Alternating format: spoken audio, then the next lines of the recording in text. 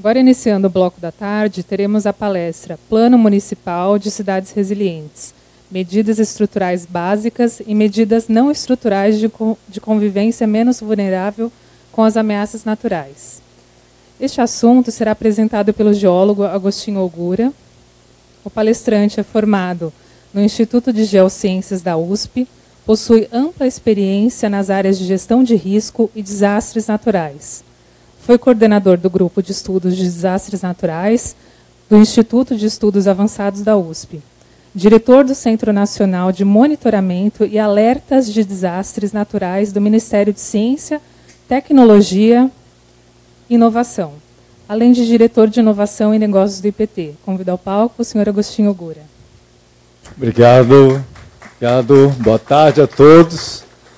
Prazer enorme estar aqui em Santos, né? Santos é a terra do meu coração, sou santista, lógico, né? Pelezista chama, mas meu, quem viu Pelé jogar não tem como. Um bando de corintianos levando eu no estádio do Morumbi para ver um jogador negro de camisa branca fazer o que ele fez, né? Então, um prazer enorme, principalmente depois do que o Santos ganhou do Palmeiras. Então, foi uma coisa muito legal. Então, eu montei essa apresentação com essa visão de um pouco, né, de baixada, mas extrapola para qualquer local de risco, e com essa visão de que tudo tem que ser feito com engenharia, certo? E eu coloco a engenharia antes da defesa civil. Por quê? Porque, por mais que a defesa civil seja importante nos momentos, como é que ela vai salvar uma vida numa ação de emergência se ele não tem acesso? A rua que ele está entrando é uma rua que pode ser uma baita fria, de colegas meus de Petrópolis morrerem, vocês sabem disso, colegas da Defesa Civil, que entraram numa baita fria, porque o acesso era a saída do material de deslizamento, certo? E a gente viu isso na Vila do Saí, em São Sebastião, tá ok? Então, se não tiver infraestrutura apropriada, não tem ação de defesa civil. Não tem. E melhor que vocês entendam muito bem isso, porque senão vocês vão estar colocando suas equipes em risco. Tá bom? Aqui, como é que muda? Esse aqui? Esse. Então, o termo fundamental é isso aqui, ó, vulnerabilidade. Então, a gente vai voltar um pouco na questão conceitual, certo? E nós estamos na Baixada Santista, certo? Vila Baiana, a nossa querida Vila Baiana, certo? Você acha que tem alguma condição no momento de chuva? Não, liga a sirene, toca a sirene, evacua. Isso é uma tremenda sacanagem, certo? Não é assim. Se não tiver infraestrutura apropriada, não tem como ter ação de defesa civil. Porque é a via por onde a enxurrada vai passar, o material de deslizamento vai passar, certo? E é a via programada como rota de fuga. Está tudo errado. Falta o quê? Falta uma visão de análise de cenário de risco, que é outra coisa que a gente não está fazendo de dever de casa direito, mesmo depois de todo esse acontecimento de São Sebastião, que parece que virou um marco histórico, mas, de fato, eu acho que a gente não está fazendo o que tinha que ser feito. Escorregamento do Monte Serra, clássico, 1928. Esse site é muito legal, Memória Santista. Tem desde desastre até todas as conquistas do Santos Futebol Clube aqui, certo? Então, e é muito doido, porque olha como ele trata. Ele pega o depoimento do que saiu no jornal, fala de um senhor, César Domingues, que estava se preparando na manhã do dia para sair. E ele estava colocando o sapato. Não deu tempo. Não deu tempo. Veio e ceifou a vida dele. E olha isso aqui. Que é o que a gente fala, né? Vistoria de área de risco para quê? Para ver feições de instabilidade. Olha como foi descrito. A prefeitura enviou um engenheiro a fim de produzir um parecer sobre o caso. Certo? E eles constataram esse degrau de abatimento. os moradores da Travessa Santa Casa haviam sido avisados informalmente. Informalmente, quer dizer, tem protocolo algum. Certo? E os riscos que a fenda representava. Mas apenas um deles levou o assunto a sério e acabava se mudando na véspera do desbarrancamento. Então, essa é a lógica técnica que está por trás. Tem tipologia de processo que é bem mais abrupto, mas tem tipologias de processo que dão sinais. Se ele dá um sinal físico, esse sinal físico é passível de ser observado ao longo do tempo, durante um processo que se desenvolve por uma chuva, então há condições de você trabalhar com instrumentação geotécnica ou um sensor geotécnico. E é isso que a gente está desenvolvendo na parte de medidas não estruturais. Mas, de novo, não adianta a parafernália do CEMADEM, eu estive no CEMADEM, não adianta a instrumentação geotécnica, não adianta a previsão meteorológica, radares e tudo isso, se você não tiver infraestrutura da cidade. E muito menos para evento extremo. Que aí é outra coisa, como bem falou o Fábio Reis. Ok? Olha só. Isso aí foi logo depois da ocorrência, certo? E estavam aí, com certeza, tinham colegas do IPT aí também. E é recorrente. Na literatura nossa de geotecnia, a gente fala de escorregamentos tipo Santos, certo? Então tem uma característica aí, certo? Dentro das diversas tipologias aí. Então vale a pena a gente estudar. Vale mais a pena, da mesma forma como foi colocado aqui pelo colega Diego, né? Trabalhar com essa questão de estruturação do conhecimento em plataformas digitais georreferenciadas, fazendo 3D, certo? Fazendo sessões transversais, certo? Pegando os dados de sondagem, pegando o dado do conhecimento geológico que a gente tem, certo? E faz trabalho com sondagem e vai fazendo sessão, e vê qual que é a modelagem que você faz em cima disso. É factível, super factível. O colega meu é dono da GeoHub, que mexe só com dados para a área de petróleo. Certo? Ele tem todos os dados de todas as bacias sedimentares do Brasil. Certo? E ele vende isso. Mas por que não a gente fazer uma plataforma onde alguém assina, paga uma assinatura, R$5 mês, para ter acesso a todos os dados de geologia do Brasil, principalmente relacionados às áreas urbanas. Baita negócio. Certo? Difícil de fazer? Não sei. Espero que algum de vocês com empreendedorismo consiga fazer isso. Tá bom?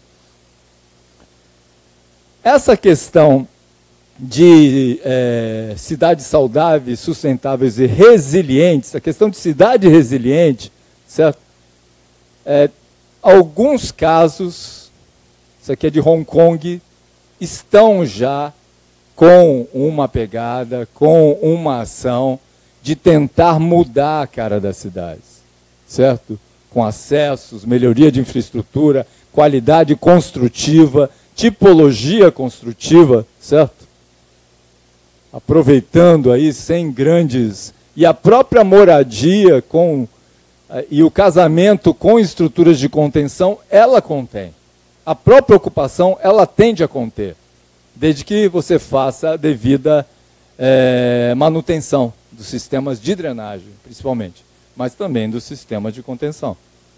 Então, é factível. E não é alta engenharia, isso que é doideira, né? Nós estamos falando do beabá de geotecnia, gente. Então, a gente está carente do beabá, certo? Que olha só, eu conquistei o ACM Neto, prefeito de Salvador, com isso, certo? Ele tinha acabado de fazer toda a orla de Salvador. E aí? Quer fazer, prefeito, para toda a periferia de Salvador em áreas de risco? Vamos fazer? Certo? Eu falei, mas o que seria isso? Aí a gente tirou uma foto e fez diversos desenhos. Eu peguei um arquiteto fantástico, fazendo na mão. Ele fez esse desenho, o Vital. Certo? E eu estimei o valor com os estagiários da UFBA, do nosso colega Luizão, certo? Que era do projeto, né? E aí, mostramos para ele uma sequência de desenhos. Ele amou. Oh, isso aqui dá para fazer.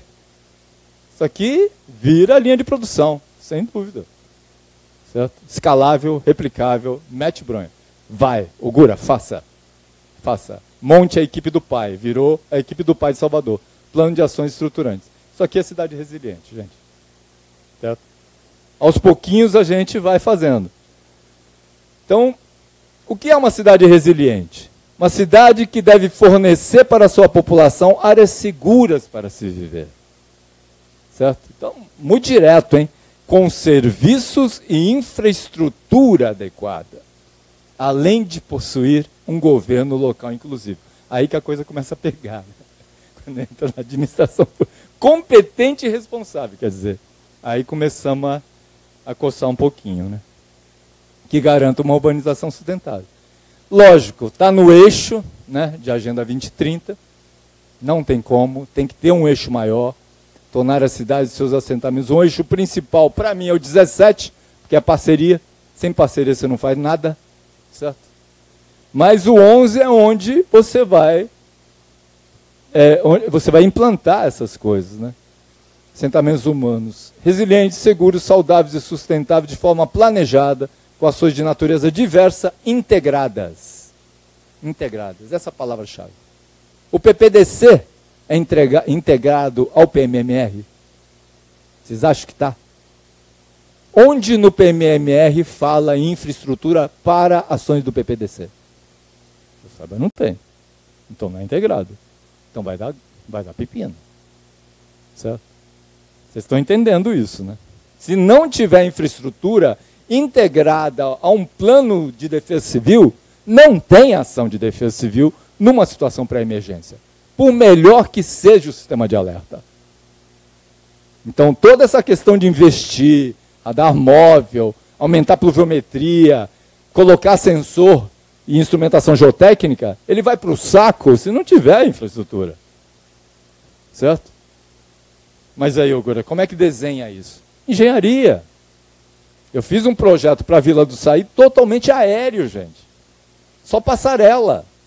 Porque eu vou pedir para as pessoas saírem na via que está totalmente tomada pela água e pelo material de escorregamento, sem chance. Vai tudo aéreo. Certo? Indo para um centro de convivência também no lugar seguro. Factível, certo? Só que, lógico, tem que ter todo um mapeamento da periculosidade, do raio de alcance, né? Como o Fábio Reis colocou naquela metodologia dos GIDs aí. Então tem que ter um mapeamento, mas o mapeamento hoje não é mais um mapeamento de escorregamento para corte e aterro. Tem que ser um mapeamento para evento extremo. A gente não tem metodologia de mapeamento para evento extremo, de corridas, fluxo de detritos e de grandes escorregamentos naturais. Certo? Alguns mapeamentos recentes nossos, ele colocou a Vila do Saí Juqueí como setor de monitoramento. Complicado, hein? Certo? E a mudança de R1 e R2 para setor de monitoramento, eu não gostei disso. Você está misturando alhos com bugalhos. Você está direcionando a ação e não dando grau de risco. Muito perigoso. E R3 e R4 então vira o quê? Setor de quê? Setor de obra? Setor inabitável? Se vai mudar, muda tudo, então. E eu acho complicado fazer isso. Como lidar com os riscos a eventos extremos de natureza meteorológica? Essa é a necessidade atual da nossa inteligência, certo? É estruturar cidades, isso é cidade resiliente, para coisas que tendem a ficar cada vez piores. Quanto pior o evento extremo meteorológico, principalmente no Brasil, a gente não tem terremotos, a gente não tem o endógeno geológico, a gente não tem erupção vulcânica, mas a gente tem toda a dinâmica de processos superficiais. E com uma condição social muito vulnerável. Então, o termo vulnerabilidade, ele se aplica muito bem. E aí, conhecemos de fato as ameaças e os respectivos. Primeira coisa, conhecer fenômeno, certo? Nós, geólogos, a gente tem que conhecer as fenomenologias, as tipologias de escorregamentos aqui na Baixada Santista e os diversos processos, seus fatores condicionantes naturais e antrópicos, tudo. E avançar. Avançar em cenários. Se acontecer isso desse jeito, certo? Será que tem um Monte Serra 2? Como é que seria uma chuva de 600, 700 milímetros em Santos? Não é uma brincadeira boa para fazer? Pegando toda a cidade, aquilo que o Fábio Reis falou. Eu vou um pouco além, pegando também o sistema enchente imigrantes. Parando o sistema enchente imigrantes por 30 dias. O Brasil vai para o saco. Você tem um Pôr de Santos, certo? Está entendendo? Então, o cenário... A gente não tem gestores de risco no Brasil. Isso é uma verdade, tá ok? Não temos, porque não é para corte a aterro, não é para um problema pontual, é para esses grandes cenários que a coisa pega. Desastre é grande cenário. E a gente está preparado só para o dia a dia. O dia a dia é o que pega mais, meu. Então, fazer bem a nossa lição de casa aí, porque eu não sei, a gente não está trabalhando de fato com aquilo, com todo o potencial que a gente pode fazer para essa parte de desenvolvimento de cenários de risco para eventos extremos. Risco, basicamente, é isso, suscetibilidade versus dano, né? Probabilidade, possibilidade versus dano, e tem uma coisa aqui, que a vulnerabilidade, ela atinge o dano. Então, quanto mais vulnerável, maior vai ser a severidade do evento. Só que o dano ele está diretamente ligado à condição de suscetibilidade e severidade do processo. Eu sempre falo isso. Uma coisa é o Japão se preparar para um tsunami com onda de 10 metros. A outra coisa é um tsunami com onda de 30, 40. Todas as pessoas que morreram, eles estavam fora da zona mapeada como risco de 10 metros. Por quê? Porque ninguém esperava. Tá ok? Então, é muito importante ter atenção com a questão de vulnerabilidade. Vulnerabilidade a quê? A que tipo de ameaça? Com que severidade? E com que frequência? É aí que entra a questão dessa tendência de incremento dos eventos em termos de frequência e severidade. A sensação que me dá, desde que eu atuo com esse tema, é que as coisas estão ficando mais frequentes e mais extremas, do ponto de vista dos episódios. Tá ok? Uma coisa que a gente via ali na minha cabeça, 28 Santos, 47, 48 Leopoldina, divisa de Minas, Rio e São Paulo. Teve um grande evento lá. Depois, 66, 67 Rio, 67 Caraguá. Certo? 88. Então dava uma ideia de 20 anos, essa coisa aí dos grandes eventos. Agora, parece que é todo ano. O último desenho que eu fiz era de 2,3, 3 anos. Agora parece que é anual, né? Entende? Em algum lugar vai ter. Em algum lugar vai ter. Tem a ver com o que isso aí também? Crescimento populacional. Eu vou na mesma linha do Fábio. Se esse evento de São Sebastião, eu falei isso na Casa Militar, a gente deu sorte. Se esse evento de São Sebastião tivesse acontecido do mesmo jeito no Rio do Ouro, em Caraguatatuba, no final da Tamoios ali, a gente ia chorar milhares de pessoas mortas por debris flow. Por quê? Porque Caraguá 67 era uma vila de 12 mil habitantes. Certo? Só no Rio do Ouro vivem mais de 20 mil pessoas. Não estou entrando nem no centro da cidade. Está entendendo? E esses eventos extremos, à noite, de madrugada, e aí? A gente fica até difícil desenhar um plano de ação de defesa civil. Muito difícil. E as obras são custosas. São obras do tipo Sabor, como a gente viu ali na refinaria Presidente Bernardes, ali, depois de tudo aquilo que aconteceu na refinaria, né? Com as corridas ali no Rio das Pedras. Então, essa questão de vulnerabilidade, a gente pode fazer diversos exercícios. Vocês se lembram disso aqui, né? Recente também.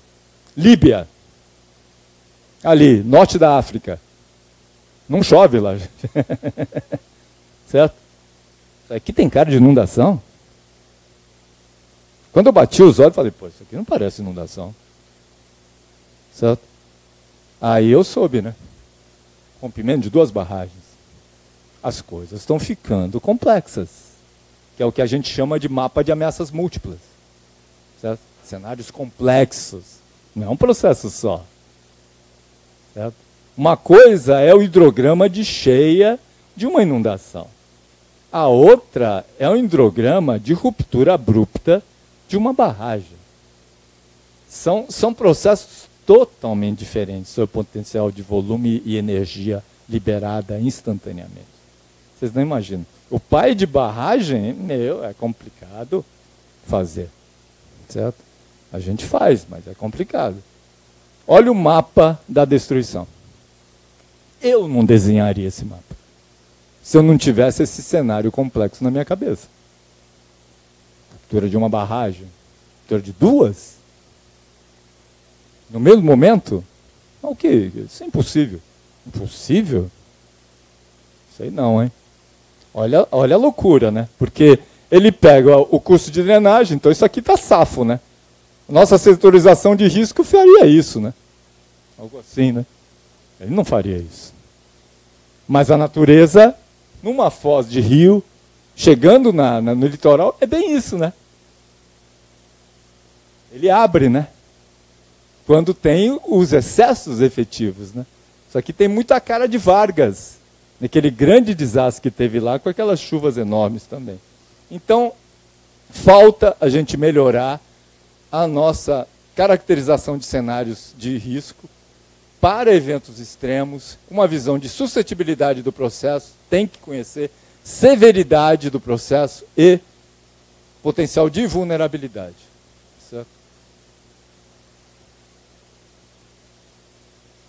Barragem 1, barragem 2, derma. Sobrou nada. Voltando aqui para o nosso ambiente brazuca, certo? São Sebastião. E uma coisa é assim, né, também, que a gente tem visto muito, né? O pessoal fala muito na chuva, né? A culpa é sempre da chuva, né? A culpa nunca é nossa, a culpa é sempre da chuva. Ah, a chuva foi acima da média, chuva extrema. E esquece que o impacto também, esquece do impacto, né? Do processo. Ele não entende que o que matou não foi a chuva. O que matou foi o processo desencadeado pela chuva. Aí entra toda a análise de correlação, entra toda a análise de entendimento do processo. E se não entender isso, você não faz mapeamento. É melhor nem fazer. E dizer que isso aqui é setor de monitoramento? Para ficar monitorando? Alguém vai monitorar? Você faria vistoria às 2 horas da manhã num lugar desse? Sendo que você não tem acesso. Você sabe como é São Sebastião. Lá é uma linguiça. Você tem 18 ou 20 áreas de risco, desde Caraguá até Bertioga. Você chega em Juqueí, com a BR parada? Você tem posto avançado em Juqueí para fazer isso? Quem atendeu lá foi aquela escola particular. O poder público não estava lá. Certo? Então, como é que você vai desenhar um plano de cidade resiliente com ações estruturais e não estruturais, se você não entender o cenário de risco em cada vila de São Sebastião? Se você não entender cada singularidade, particularidade, e eu digo isso tanto em termos de processo quanto em termos de comunidade. Certo? Me lembro até hoje, Carlinhos, ô Guri, é melhor não entrar aqui não. O cara não gostou de você, você não vai entrar. Não vamos entrar. Salvador é a mesma coisa quando estive lá. E aí? Fizemos simulado semana passada. Nós não vamos...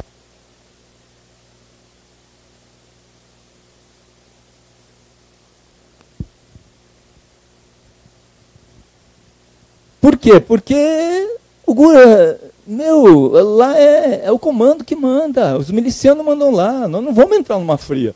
Então por que fez a tranqueira do simulado? Dizendo que a gente ia estar lá, recebendo vocês. certo? Então tem muita coisa que a gente vai ter que melhorar aí, certo? E outra, ele não, isso aí foi no momento em que a gente estava fazendo o piloto do PPDC em Salvador, e o acumulado de 72 horas era 150 milímetros para alerta máximo, remoção total, da área onde que cobria aquela mancha do pluviômetro de 150 milímetros. Certo? Não deu 120, eles queriam acionar a sirene. Eu lembro, sem acionar a sirene. Ou a gente segue o protocolo, ou a gente vai preso, hein? A única segurança que nos dá é esse protocolo do PPDC. Não, mas é no eleitoral, se acontecer alguma coisa, se alguém morrer, o netinho vai ficar bravo com a gente. Estou colocando outro critério aqui, que é o critério político. Isso não está escrito em nenhum lugar. Se vocês quiserem assumir, vocês assumem, eu estou indo embora. Eu falei isso. Não, então, o que está escrito de critério de acionamento? Mudança de nível para alerta máximo com acionamento de sirene. Lê o que está escrito. Acumulado total igual ou superior a 150. Deu? Não. Mais previsão meteorológica de continuidade de chuva forte. Deu? Não. Mais comunicação dos NUPDECs locais via WhatsApp, tinha grupos de WhatsApp locais, informando a normalidade. E aí? Fizeram contato? Não. Por que não fizeram contato? Não, a gente não está acreditando muito. Não está acreditando muito? Vocês treinaram e capacitaram esse povo durante 6 meses. Você vem com esse papo para cima de mim? Pode ligar. Pode ligar. Ligou, nada. Nada de anormalidade. Bom, vocês que sabem. Funciona do jeito que vocês quiserem. Não, mas o que você sugere, Hugo? Vamos esperar, vamos aguardar. O que diz a previsão meteorológica da Codesal? Diz que a tendência é parar. Certo? E foi o que aconteceu. Então, e eu falei, mesmo que avançasse, desse problema, a gente tem que seguir o protocolo, que está escrito ali, que tem uma lógica. Se ela estiver errada, depois a gente muda. Certo? Então tem toda essa questão de entender esses cenários aí. Porque se você não entender, até onde vai esse raio de alcance? Alguém fez o desenho da área de atingimento? Com certeza alguém fez. Algum aluno deve ter feito, alguém da prefeitura deve ter feito isso. Né? E isso é importante, certo? Porque você já define uma área vermelha e depois define uma área amarela também. E aí, na área amarela de segurança, você já coloca uma baita de um dique ali, de uma barreira de ocupação, dizendo que dali para frente ninguém ocupa. Só que aí entra todo o contexto, certo, do que comanda aquela cidade, que é a especulação imobiliária. Certo? Então, é isso. E grau de vulnerabilidade, sob o ponto de vista do jeito que eu aprendi na década internacional, nos anos 90, é isso, ó, na UNDRO. Grau de perda ou destruição, ele é muito direto. Certo? Ele é muito direto, é bem engenharia. Ou é 0 ou é 100. Certo? De um dado elemento ou conjunto de elementos sob risco, então rodovia, oleoduto, população, certo? Mesmo questões ambientais, uma drenagem, não sei o que lá. Quem que é? Quem que está sob risco? Que conjunto de elementos sob risco? Por uma dada ameaça, com uma dada severidade ou potencial de causar dano. É bem isso aqui, ó. Certo? Todo mundo conhece essa historinha, né? O vilão é o sopro do lobo mau. Os elementos sob risco é esse espangarezinho aqui, certo? E tem esse negócio aqui, que é o elemento passível de ser destruído, porque essa é a proteção deles, certo? E a história conta que, alvenaria e tal, ninguém morre. Só que se eu pôr aí um super lobo mau, com um super sopro, é outro cenário, né? Já era. Os 3 viraram picadinho. Né? Então é importante a gente ter essas coisas didáticas na cabeça para podermos estruturar um raciocínio até lúdico, certo? Que é importante, a característica nossa do ser humano. Né? Voltando para a realidade, né? Isso aqui não é puramente brazuca, certo? Mas olha ali, ó. região metropolitana de São Paulo e Baixada Santista. Certo? Isso aqui é o cluster de população. E o Rio de Janeiro está bem, nós temos um representante aqui. 10 milhões de população total, população exposta 7%. Certo? Mas temos amigos aqui que estão pior, né? Iêmen, 42%. Caracas, Venezuela, nossos amigos, 27%. Então, é uma preocupação global. O que nos une é a questão da variabilidade climática. Eu não gosto muito de falar em mudanças climáticas. Tá ok? Eu sou das antigas aí. Por quê? Porque, sempre houve. Sempre houve. Quando teve 67, em Caraguá, todo mundo falava, não, de chuva decamilenar. Aí teve um cara que é da engenharia, Adolfo Santos Júnior, ele falou, será? Aí ele foi pesquisar. Ele achou o pior evento de chuva, acho que horária, em julho. Ele chamou de escárnio meteorológico. Por quê? Porque foi no inverno. Então, esse negócio de que no inverno não chove, pode chover a pior chuva no inverno. Então, a natureza não está nem aí com a gente. Certo?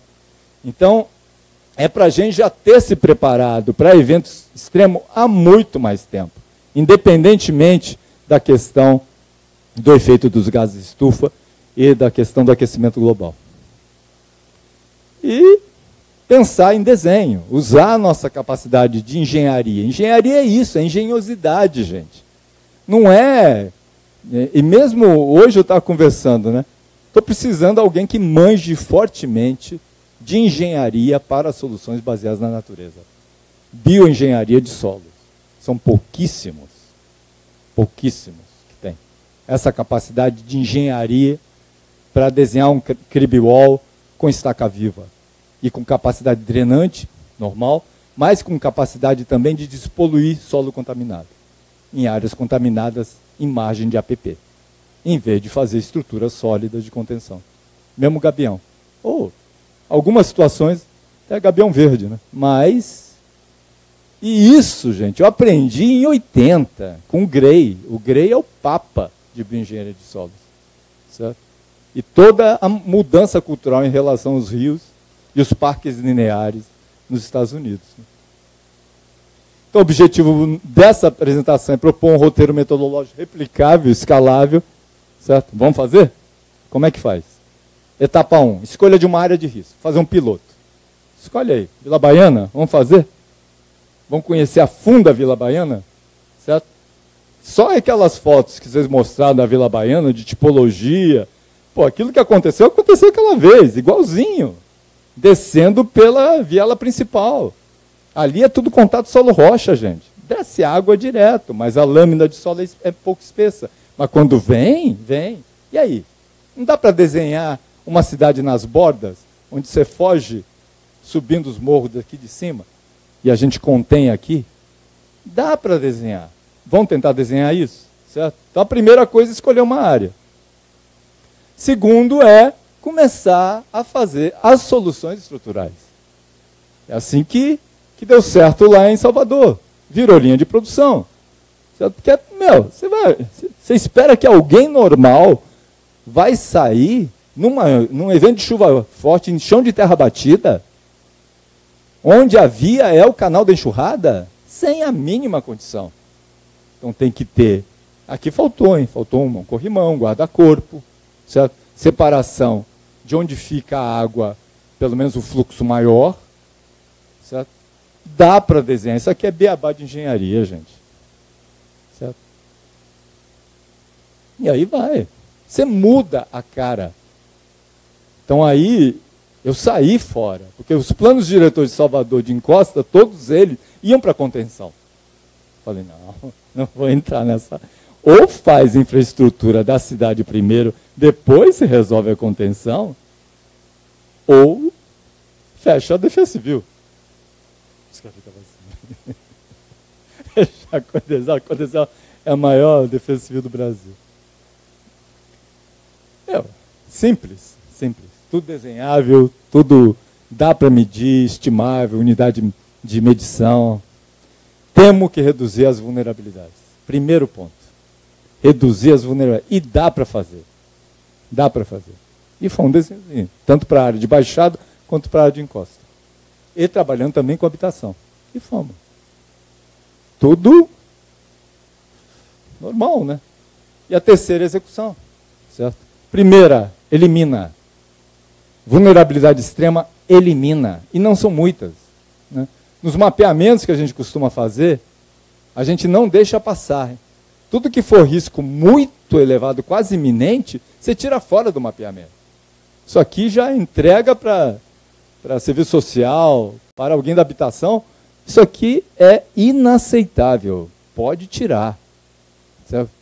Uma vez eu fui para fazer um mapeamento em área de baixada, de enchente e inundação, a última coisa que eu fiz foi fazer análise de risco.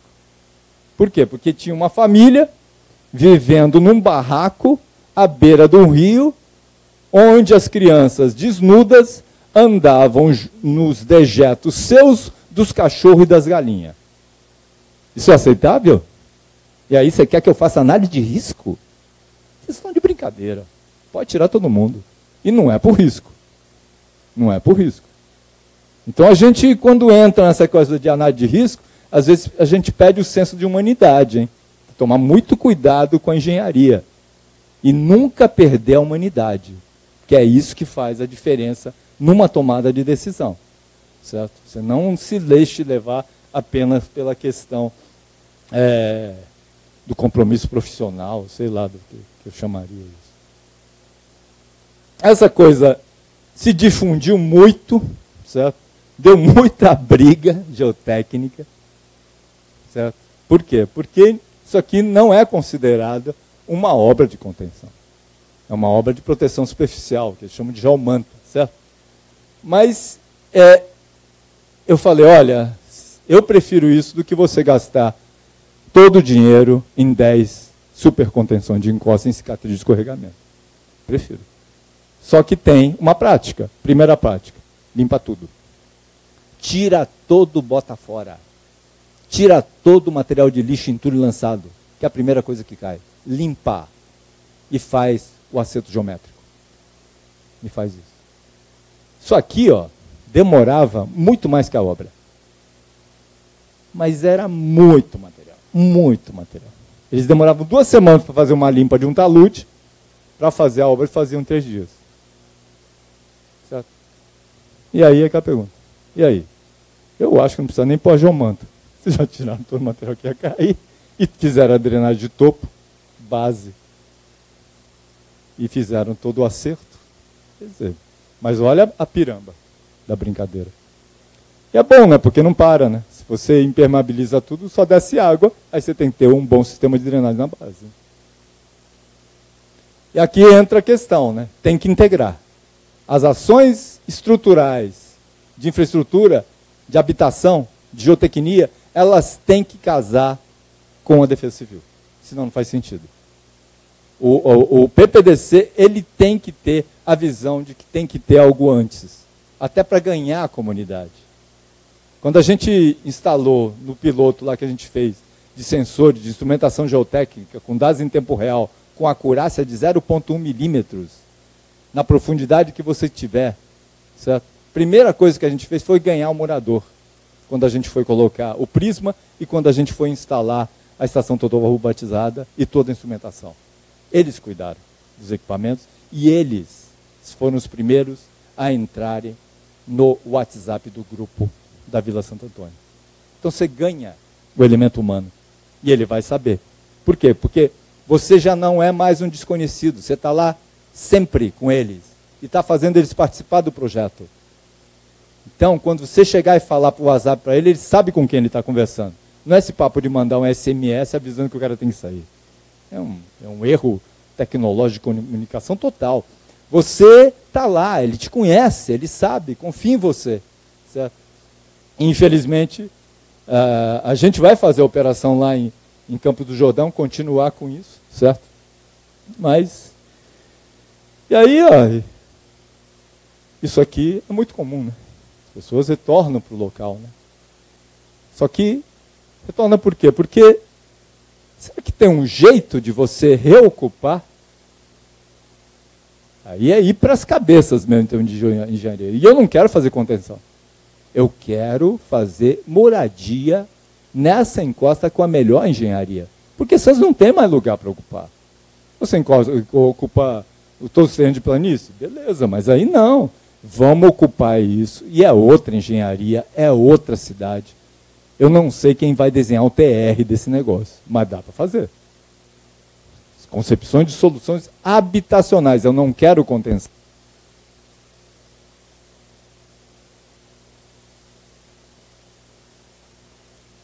De uma forma tal que é segura, controlada, confiável. Mas, Ogura, olha essa piramba. Vamos. Está cheio de cases aí. A engenharia dá conta de tudo. Manda até o homem para Marte. Então vamos fazer.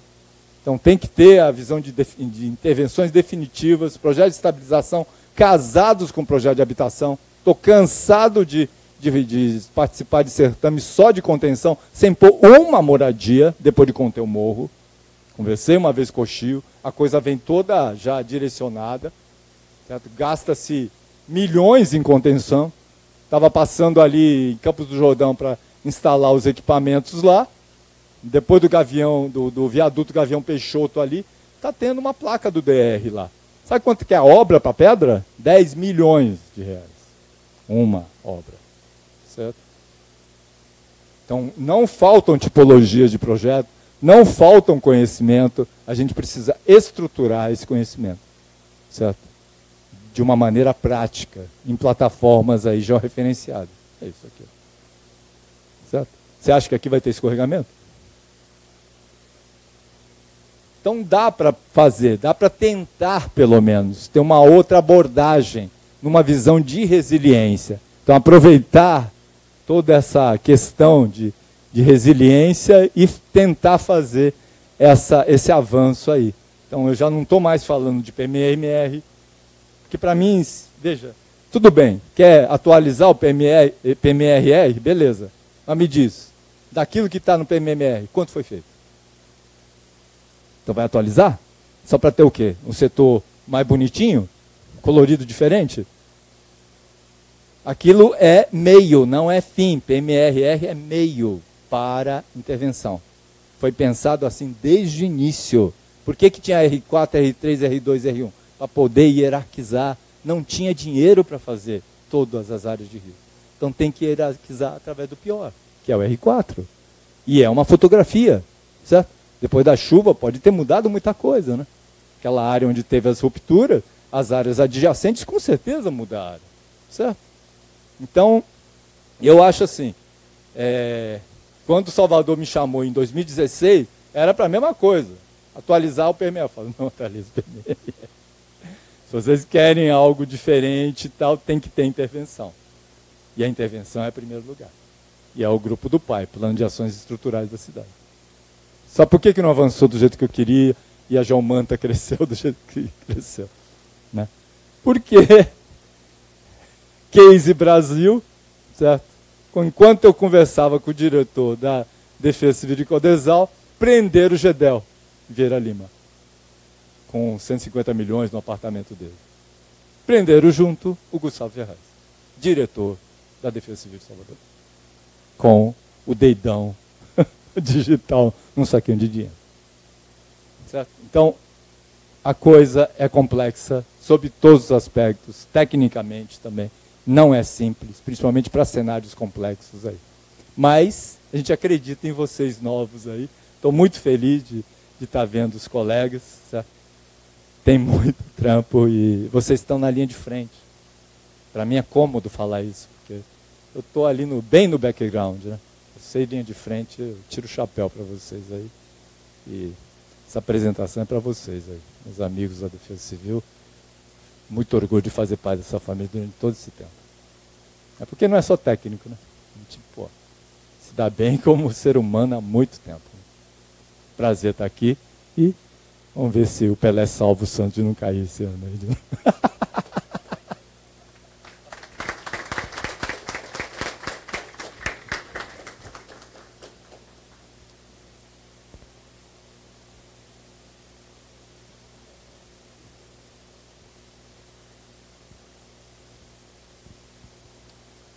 Bom, a nossa próxima apresentação, intitulada Risco Geológico em Evolução, Abordagens de Mapeamentos diante das Mudanças Climáticas, será realizada pela geóloga Maria Rita Barros, que é graduada pelo Instituto de Geociências e Ciências Exatas da Unesp.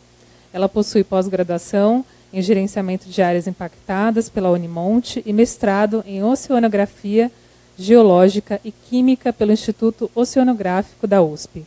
Atualmente é geóloga da Prefeitura Municipal de São Vicente, docente em cursos de graduação e inspetora do CREA São Paulo. Convido ao palco a senhora Maria Rita Barros. Obrigada.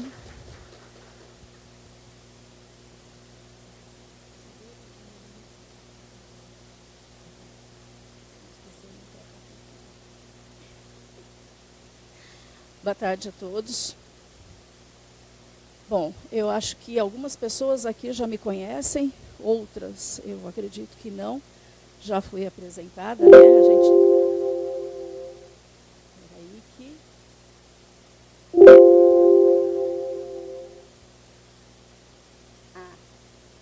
Vamos lá. Bom, aqui o título da palestra, já fui apresentada.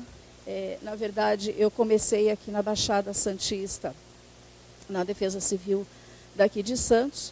Inclusive, tem presente aqui na palestra a pessoa que me contratou aqui na Defesa Civil de Santos, o engenheiro Luiz Marcos, que está sentado lá atrás, hoje assistindo aqui a palestra do workshop. Então, comecei na Defesa Civil de Santos e hoje estou concursada na Defesa Civil, na verdade, na Prefeitura de São Vicente e desde 2009 exercendo o cargo de geóloga, passei por 8 anos sendo a coordenadora da Defesa Civil. E vamos apresentar um pouquinho, não só a respeito de São Vicente, mas a respeito de algumas outras coisas que a gente vai levantando ao longo do tempo, nessa vida, trabalhando principalmente com áreas de risco. Então, Defesa Civil trabalha com o quê? Com risco natural e com risco tecnológico. E aí tem todas aquelas fases de prevenção, preparação, resposta, recuperação. Na verdade, o que a gente deveria dar mais ênfase seria justamente na prevenção e preparação.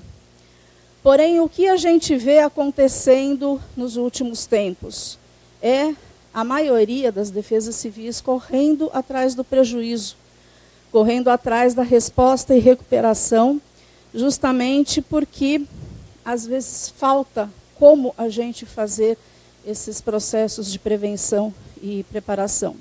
Eu tenho um colega no sul do Brasil que ele costuma dizer que enquanto o cheque da recuperação e da resposta for maior do que o cheque da prevenção e da preparação, a gente vai continuar apenas buscando os corpos depois nas áreas de risco. O que quer dizer isso?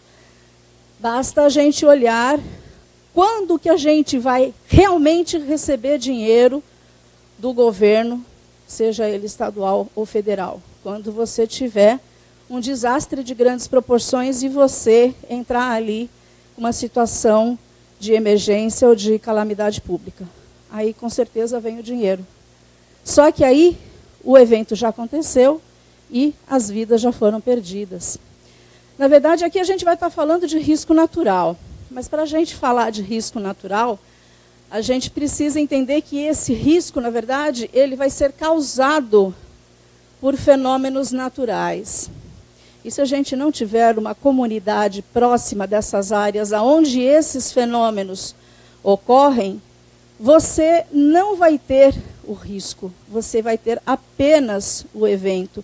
Por isso que em alguns lugares já não se considera muito correto em falar risco natural. Porque, na verdade, você está colocando a culpa na natureza. E, na verdade, a culpa está no homem que não tem a resiliência, não dá condições daquela comunidade ter a resiliência para conseguir suportar os fenômenos naturais ou se afastar deles quando souber que eles estão vindo. Então, aqui a gente tem vários fenômenos naturais. Alguns, na verdade, a maioria aqui que a gente vai estar encontrando no Brasil, eu só coloquei o xizinho aqui no vulcão, dessa gente escapou, graças a Deus, né? Já pensou o Brasil com vulcão? Só por Deus, né? Mas o restante, a gente vai estar encontrando aí em alguma parte do Brasil, algum lugar que a gente já teve algum desses eventos acontecendo. E o que a gente entende por risco geológico? Então, nós estamos falando a respeito de um evento geológico que vai estar gerando algum tipo de desastre, que pode vir a estar gerando algum tipo de desastre. Mas o que é desastre? Quando a gente fala de desastre, nós estamos falando de um evento que vai estar causando um dano, seja ele humano, material ou ambiental. Ou as três coisas ao mesmo tempo. Então, aí, falando a respeito dos desastres naturais, é aquela história que eu falei para vocês, né, da gente culpar a natureza. Então, aconteceu um tsunami. Por que aconteceu esse tsunami? Aliás, por que ocorreu um desastre gerado por um tsunami? Ah, porque tinha um monte de gente morando na linha de costa. Tá, e aquele pessoal não saiu de lá por quê? Eles não foram avisados, eles não tiveram tempo, alguma coisa deu errado que se perdeu vidas. Então, falando um pouquinho a respeito de desastres. Na verdade, vocês me deixaram uma situação bem complicada, porque quem fala na última palestra já viu todos os outros passando as mesmas figuras, as mesmas falas, e aí a gente fica, então, né? E agora eu falo o quê? Mas, enfim, a gente tenta. Quando a gente fala de desastre, nós estamos falando, por exemplo, 1928, 81 mortos, num evento onde acabou ocorrendo um escorregamento no Monte Serra. 28 crianças, 19 mulheres e 34 homens. Tragédia anunciada ou não? A gente já viu aí nas outras palestras, quando a gente tem um escorregamento, aliás, quando a gente tem um movimento gravitacional de massa, ele vai dando sinais. Dificilmente ele vai ocorrer assim de uma hora para outra e falar, agora eu desço. Não, normalmente ele vai dando sinais. O problema é reconhecer esses sinais. Caraguatatuba, 1967, que também já foi falado aí por várias pessoas. Aqui, inclusive, eu não consegui chegar num acordo com o índice pluviométrico, porque a gente tem vários lugares falando coisas diferentes.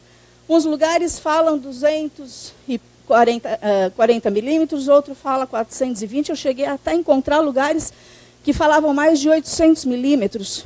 Então, como eu não cheguei num acordo, até coloquei ali uns pontinhos de interrogação, porque não sei exatamente quanto que foi. Com certeza, apesar desse ser o dado oficial de 240,8, é muito pouco para ter gerado esse desastre desse porte. Aí, mais uma imagem. Angra dos Reis. 53 pessoas que morreram nesse evento de Angra dos Reis. Inclusive, algumas notícias que vieram de pessoas que estavam na pousada Sankay falavam que arquitetos que estavam hospedados na pousada Sankay iam lá para a parte de trás, falavam, que legal, formou uma cachoeira aqui atrás. Então, aí a gente começa a pensar um pouquinho naquilo que também já foi falado, principalmente na nossa primeira palestra, não sei se o Fábio ainda está aí, que ele falou muito bem a respeito da percepção de risco. O Morro do Bumba, 48 pessoas morreram, uma comunidade em cima de um lixão. Se não caísse, ia explodir. Então, alguma coisa ia acontecer lá. Acabou caindo. Mas se não fosse isso, o que um lixão gera? Metano. Uma hora, isso ia explodir. Se não caísse, ia explodir. Então, a gente chega naquela problemática da percepção de risco. E eu já ouvi muita gente hoje falando da percepção de risco voltada para a comunidade. que, obviamente, a gente não pode esquecer, principalmente porque são eles que vão ser os mais afetados. Mas a gente já viu hoje também nas nossas palestras, José Fer falando a respeito do bombeiro que perdeu a vida. Na verdade, foram 2 bombeiros que perderam a vida lá no Guarujá, no evento de 2020. Essa foi a única vez que um profissional acabou perdendo a vida? Não. Esse foi um dos eventos que a gente está lembrando aí de cabeça, mas com certeza outros profissionais, seja bombeiro, seja defesa civil, seja de que instituição for. A Trindade, ó, sai fora, corre! Olha, ó, descendo toda a pista aí, ó. Ó, vai descer, tira a viatura! Vai todo mundo aí, ó. Vai pra trás, vai embora, mete pé. Viatura do que eu não sei, porque é aqueles vídeos que a gente recebe no WhatsApp, justamente quando tem os eventos. Se era uma viatura, a gente fica imaginando. Defesa Civil, bombeiro, polícia, GCM, pode ter sido um monte de coisa. Só que a pessoa que estava nessa viatura, ela estava colocando a vida dela em risco e a das outras pessoas que estavam junto, porque a gente viu que tinha mais gente, tanto que ele falou, vai todo mundo embora. Por quê? Porque aquela área toda é de risco. Não é somente ali onde teve o escorregamento. Você está na beira de uma encosta, com uma chuva torrencial, achando que vai cair somente aquilo? Não. Então, se você puder evitar de ir naquele lugar, naquela hora, é a melhor coisa. Todo mundo consegue fazer isso? Não. O José Fer contou o caso dele, de um outro escorregamento que teve, e ele escapou. Na verdade, geólogo que trabalha com área de risco, cada um vai ter uma história dessa. Eu também tenho as minhas. Não vou contar agora, porque senão a gente também não sai daqui. Então, cada um vai ter a sua história. E como é que a gente aprende? Só fazendo. Porque muitas vezes a gente é avisado e a gente brinca com a sorte. Olha que lugar bonito. Praia, casinha. Aí a gente fica imaginando que naquela praia ali deve ter um restaurante, com um peixinho, uma cervejinha gelada. Aí eu vou fazer uma pergunta para vocês. Zé Nivaldo, a ABMS fez um sorteio, próximo feriado você vai lá para essa casinha. De graça, tudo pago. Vai ou não? Sim ou não?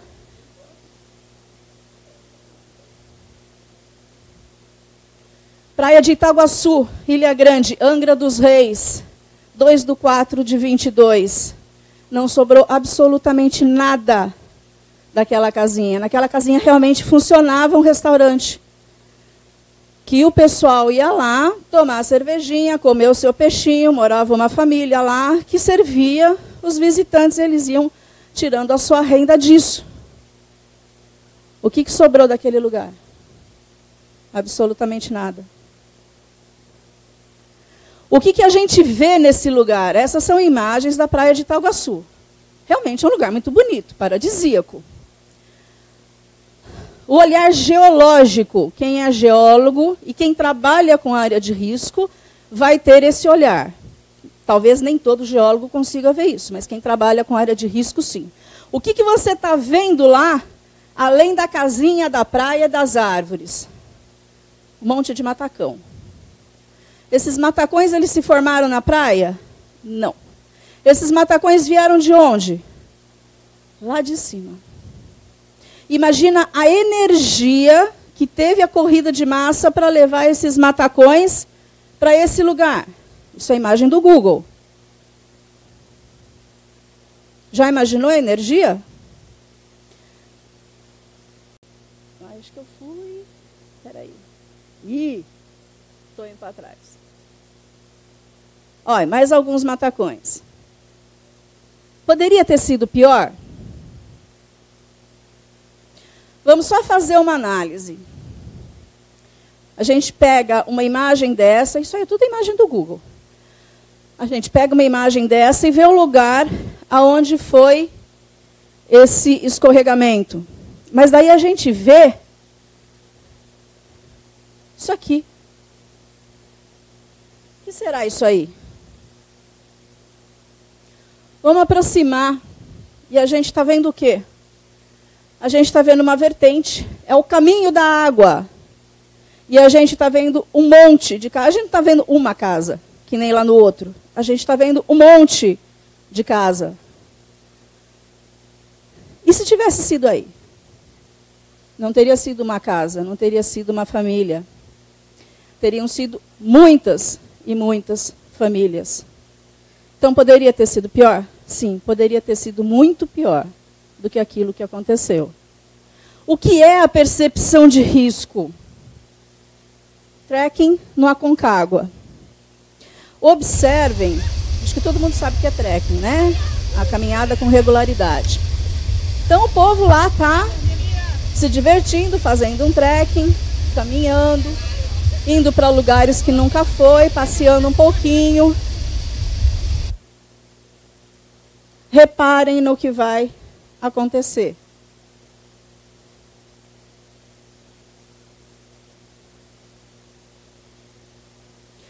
É exatamente isso que eu falo.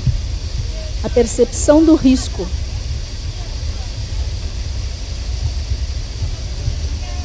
Quem está comandando essa caminhada, guarda, guarda, guarda, guarda, guarda! Dá um grito. Fuera, fuera, fuera, fuera! Fuera!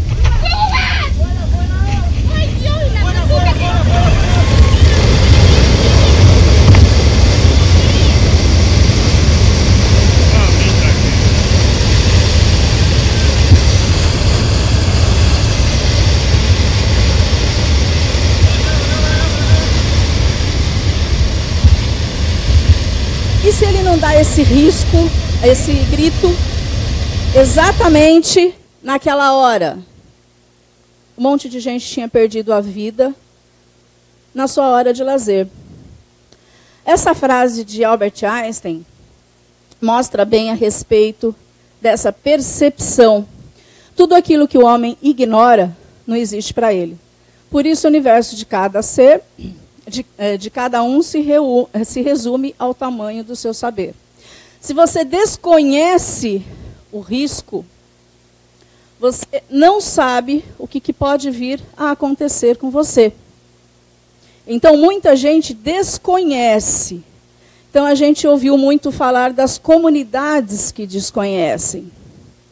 Mas a gente tem que lembrar também que, às vezes, os profissionais desconhecem. Ou acha que nunca vai acontecer com eles. Mas qual é a pior falta de percepção de risco que existe? A de quem está no poder. Porque essa é aquela que vai fazer custar 1, 2, dezenas, centenas, milhares de vidas. Então, enquanto o político não tiver essa percepção de risco, e isso é uma coisa que a gente fala muito, porque quando a gente tem eventos como esse, eventos que a gente vai na Casa Militar, vários outros, aonde a gente fala e ouve a respeito de risco, quem é que está aqui? Os profissionais, comunidade, universidades. Cadê os prefeitos? Para ouvir a respeito disso. Para mudar a percepção de risco deles. Então, essa percepção de risco não é só da comunidade. Ela passa também pelos profissionais e ela vai também chegar em quem comanda o município. E aí a gente fala um pouquinho a respeito de alguns eventos que a gente vem vendo acontecer nesses últimos tempos. E como também já foi falado aqui, parece que esses eventos assim estão acontecendo numa escala um pouquinho mais rápida do que aquela que a gente estava acostumado, né? E esses eventos, eles são gerados por quê? Eu não sou meteorologista, não estudei meteorologia, mas quem trabalha com áreas de risco recebe os boletins, acompanha a meteorologia, vê os índices pluviométricos, então um pouquinho sempre acaba entendendo. E aí a gente começa a perceber que existem alguns eventos, eu não vou falar de todos, porque senão também a gente não sai daqui. Mas eu peguei alguns que eles acabam chamando um pouco mais a atenção, justamente porque a gente começa a ver uma correlação com aquilo que está acontecendo ou com o que já aconteceu. Zona de Convergência do Atlântico Sul, ZACAS, mais conhecida como ZACAS. É uma zona de umidade que vem desde lá da Amazônia e chega aqui no Sudeste, ou de vez em quando vai lá para o Sul. Então, é uma banda de nebulosidade, não vou tentar explicar do jeito que um meteorologista iria explicar, porque não vou chegar nesse nível. Mas, enfim, o que essa banda de nebulosidade ela faz? Ela acaba ficando no local por vários dias. Então, 3, 4, 5, 6, até uma semana, essa zona de convergência ela fica ali estacionada naquele local, chovendo. Chovendo. Na maioria das vezes, ela vai ser mais comum no verão. E o que vai resultar nesse acúmulo de chuva que a gente vai ver nesse local? Então, aí a gente vai ter uma grande quantidade de escorregamentos ocorrendo justamente por causa dela. Eu acho que eu perdi alguma coisa aqui. Cadê? Ah, é isso aqui. O IPT, o Eduardo Macedo e mais alguns pesquisadores, eles têm um trabalho escrito onde eles mostram, eles fizeram um levantamento de ocorrências no estado de São Paulo entre 96 e 2004. E nesse levantamento que eles fizeram, mostra que a maioria dos escorregamentos ocorreram justamente quando você tinha a passagem de zona de convergência do Atlântico Sul. E aí a gente tem alguns exemplos. Coloquei apenas 2 aqui para vocês. 11 e 12 de janeiro de 2011, ainda é considerado o pior acidente. Ele conseguiu ser pior do que aquilo que aconteceu em 67, em Caraguatatuba. Então, esse desastre que aconteceu na região serrana do Rio de Janeiro, onde choveu muito, e em várias cidades, a gente teve justamente a zona de convergência do Atlântico Sul, entre outros fatores, em cima do local. Em fevereiro de 2019, a gente também estava com uma zona de convergência do Atlântico Sul, onde a gente teve alguns eventos em São Vicente, que daí eu vou estar mostrando aqui para vocês. Nesse evento da região serrana do Rio de Janeiro, foram 918 mortos e 100 desaparecidos. Então, aí a gente já vê a quantidade de pessoas que acabaram perdendo a vida porque estavam em uma região onde, além de você ter uma inclinação desfavorável para aquela pessoa estar morando naquele local, você teve uma concentração de chuva muito forte.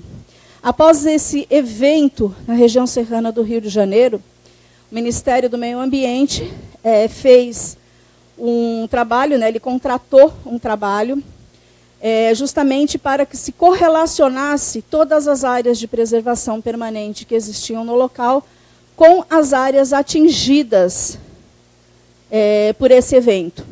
E adivinha no que resultou? Todas as áreas atingidas eram áreas de preservação permanente. Então, quando a gente lê o Código Florestal, agora é o novo Código Florestal, não vamos pensar que essa legislação ela existe somente para proteger bichinho e plantinha. Não, na verdade, ela está dizendo a respeito de uma área que você não pode ocupar, porque se você ocupar, desmatar, tirar a vegetação e fizer qualquer interferência, isso pode resultar num desastre de grandes proporções. Algumas imagens do que aconteceu em uma das cidades, que foi Teresópolis. Essas foram fotos recebidas de um morador. Depois do ocorrido, ele saiu tirando foto de vários lugares, ele foi de bicicleta tirando fotos de vários lugares. Não coloquei todas, apenas algumas. O índice pluviométrico que eu encontrei, que eu também achei muito baixo, eu acredito que não tenha sido isso, em 48 horas choveu 281,6 milímetros registrados nesse evento.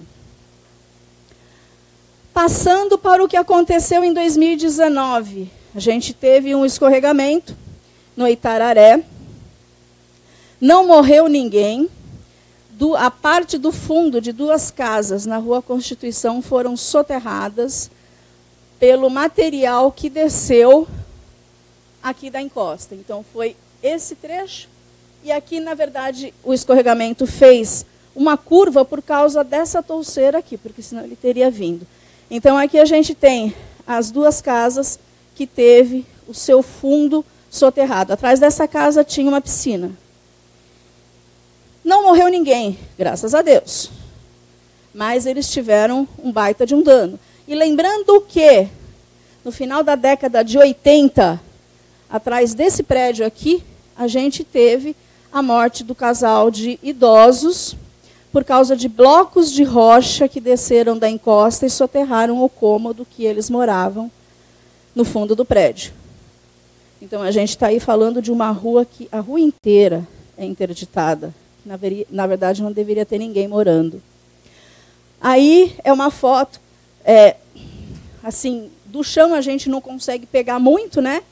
Mas mostrando um pouquinho do que aconteceu em uma das casas. No Morro dos Barbosa, também no mesmo evento, a gente teve escorregamentos. E essa rua é uma rua também chamada de Rua dos Gatos, para quem conhece. Rua João Pereira de Almeida. Ela é uma rua sem saída atrás da Getúlio Vargas. A Getúlio Vargas é a rua que sai da Ponte Pêncil e vem em direção ao centro. É uma rua que, inclusive, em 1956, ela perdeu o acesso para cima do Morro dos Barbosa. Teve um escorregamento que tombou um prédio. Também ninguém morreu, ninguém se machucou, porque o bombeiro que morava no prédio, olha a percepção de risco, ele viu que tinha alguma coisa errada e tirou todo mundo do prédio. Quando ele tirou todo mundo do prédio, teve o escorregamento, o prédio tombou e ninguém se machucou. É toda vez que acontece isso? Não é toda vez que a gente tem essa sorte.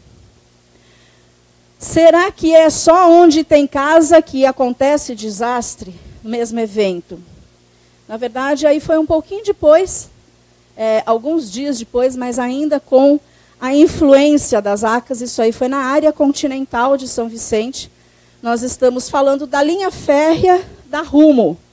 Ah, mas lá não tem casa. Até tem casa, uma casinha ou outra tem. A gente já teve escorregamento lá, mas nada assim de grande porte. Mas o que foi que aconteceu aqui?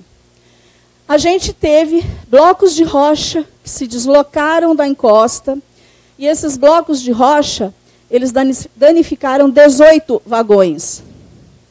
E esses vagões estavam carregando enxofre. E esse enxofre se espalhou pela linha férrea. Então, não tem casa. Então, você não teve o dano a pessoas, a moradias. Então, aqui o que você tem? Um dano ambiental. Logicamente, a Rumo teve que tirar todo esse material. A gente nunca consegue tirar tudo. Como é que você vai catar cada grãozinho de enxofre que caiu lá? Impossível. Eles tentaram tirar a maior parte que eles conseguiram. Saindo da zona de convergência do Atlântico Sul, a gente fala do fenômeno que está sendo mais comentado, que é o El Niño. Então, o que vem a ser o El Niño? A gente tem o El Niño e o Laninha. Por que ele recebe esse nome? Porque, normalmente, é um fenômeno que começa a aparecer na semana de Natal, por isso que é chamado de El Niño.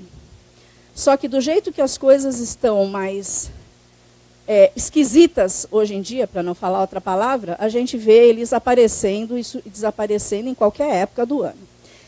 Então, na verdade, até o ano passado, até o começo desse ano, a gente ainda tinha o Laninha, e agora a gente já tem a presença do El Niño aí instalado. O El Niño é o aquecimento anormal das águas do Pacífico. Mas o Pacífico está lá longe. Então, né, isso aí afeta o clima do mundo inteiro. Não é só daqui do Brasil. O que acontece para ter esse aquecimento? Todo mundo já deve ter ouvido falar nos ventos alísios. Os ventos alísios são aqueles ventos que sopram ali próximo do trópico e ele vai causar assim um certo resfriamento na água do Pacífico. Só que quando você tem o enfraquecimento do vento alísio, as águas elas começam a aquecer. E o Laninha é o quê? Ao contrário. Você intensifica o vento alísio, então você vai ter o resfriamento das águas do Pacífico. E aí a gente tem, eu sei que vai ficar bem pequenininho para vocês conseguirem ver, mas isso aqui é 17/9/23, temperatura da superfície do mar. Então aí a gente já vê que lá no Pacífico nós vamos ter uma temperatura bem alta. Não sei se vocês estão conseguindo ver. 24, 26, 28, 30, 32 é a temperatura da superfície do mar. Aqui é a anomalia de temperatura. O que quer dizer anomalia? Quantos graus a mais você está detectando lá? Então, na verdade, aqui a gente tem 1, 1,5, 2, 3, 4, 5. Então, aí a gente consegue ver o quanto essa temperatura do Pacífico está subindo. Acima de 1,5 grau já é considerado um El Niño muito forte. Quando a gente teve aquele evento de 2020, nós estávamos num El Niño fraco, que a gente já viu em outras palestras. Aquilo foi um El Niño fraco. Nós estamos agora num El Niño que vai de forte a muito forte. Nesse outro gráfico aqui, a gente está vendo o quê? A presença do Laninha. Portanto, você tem o resfriamento das águas do Pacífico. E aí, quando chega, mais ou menos ali, janeiro, fevereiro, você começa a ter uma variação da temperatura. O que quer dizer isso? O Laninha estava saindo para dar passagem para o El Niño. As águas do Pacífico elas começam a esquentar. Aí a gente tem as ocorrências de alguns El Niños já registrados, ocorrências de Laninha registradas. E o que o El Niño vai fazer nos meses de verão? Reparem que a gente ainda não está nos meses de verão. Aqui nós vamos ter mais chuva, bem para o sul do Brasil a gente vai ter mais chuva. Vamos ter um ar mais quente, beirando aqui o sudeste, pegando até uma parte do nordeste. Mas bem do nordeste, lá no norte, a gente vai ter um clima mais seco. E lá nos meses de inverno, a gente também vai ter mais chuva. Essa parte mais quente, ela inclusive vem um pouco mais para baixo. Então aí a gente já começa a entender, porque a gente está nessa transição de meses frios para os meses quentes. Então aí a gente começa a entender essa quantidade de chuva que a gente está vendo lá no sul do Brasil. E essa temporada de calor que fez alguns dias atrás, que aqui na Baixada talvez a gente não tenha sentido tanto, mas quem é do Rio de Janeiro, mas principalmente quem é do Mato Grosso e do Goiás, sofreu bastante com essa alta da temperatura. Aqui eu coloquei algumas reportagens que eu encontrei. O Brasil será um dos lugares mais quentes do planeta neste final de semana. Então, isso aí é uma reportagem do dia 22/9. Então, foi num final de semana que a gente teve realmente temperaturas bem altas aqui no Brasil. Então, como eu disse, aqui na Baixada Santista, a gente não sentiu tanto isso. Estava calor, estava bem quente. Mas teve outros lugares, principalmente no interior do Brasil, pessoal do Rio de Janeiro, que inclusive eu consegui pegar esses desenhos, que eles são bem didáticos, ali mostrando aonde iam ser os lugares mais afetados, onde iam ter as temperaturas maiores. Isso aí é um alerta do INMET.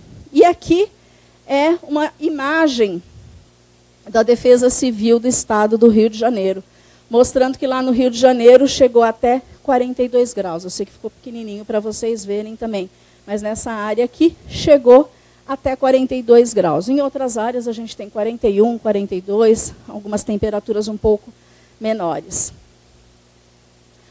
Aqui uma outra reportagem. Eventos extremos romperam todas as barreiras nesse ano, diz climatologista. Será que isso é normal?